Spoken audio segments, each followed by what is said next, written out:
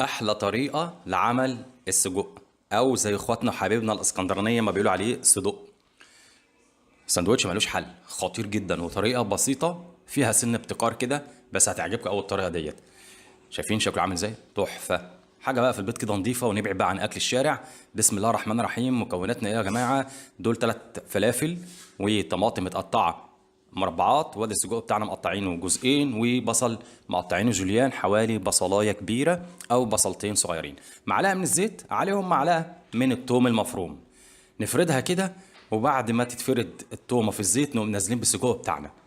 طبعا في ناس بتعكس الموضوع، انا ما بعكس، انا بدات بالثوم وبالبصل. هنقلب بقى تقليبه كده لذيذه لحد ما الثوم يخش في البصل، ونقفل عليه الحله. غطا الحله دوت هيعمل ايه؟ يعمل احتباس حراري يخلي السجق بتاعنا ينزل الصوص اللي فيه والفليفر اللي فيه والسوائل اللي فيه. نقوم نازلين بالبصل، ونرجع نقلب السجق مع البصل. بعد ما نقلبه تقليبه كويسه نقوم مغطيين تاني. بنغطي تاني عشان البصل ينزل الميه بتاعته. شايفين بقى كل الجوز ده منين؟ منه فيه، انا ما زودتش ميه.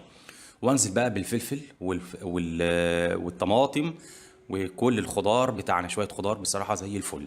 ونقلب بقى. شايفين شكله تحفه جدا جدا. رشه الملح مع رشه الفلفل الاسود، وتقليبه والتانيه، وتقومي قافله عليهم الطاسه بتاعتك. وشكرا كده. دي اسهل واسرع، وخدها من ثقه، اجمل طريقه لعمل السجق. انا هقفل عليه كده. بالظبط هيقعد تلت ساعه وربع ساعه عشان ده سجق بلدي. زي ما انتم شايفين استوى. ما زودتش كوبايه ميه، بمعنى انه يسوى نفسه بنفسه بالسوائل بتاعته. وده كان الشكل النهائي بتاعه. اوعي تعملي السجق وتسودي ميه، الكلام ده مش صح. هنغرفه بقى في طبق. لو عندك مكرونه شغال زي الفل بالصوص دوت على المكرونه يبقى روعه. بما ان المكرونه غاليه والنص كيلو بقى ب 10 جنيه، فانا كبرت دماغي من المكرونه وقضيتها سندوتشات. يعني بصراحه حسست نفسي كده ان انا ايه، بشتري من عربيه السجق. زي ما انتم شايفين رغيف ودخلته جوه بعضه زي الشارع كده، وقمت عامل سندوتش 10 على 10 زي ما انتم شايفين كده.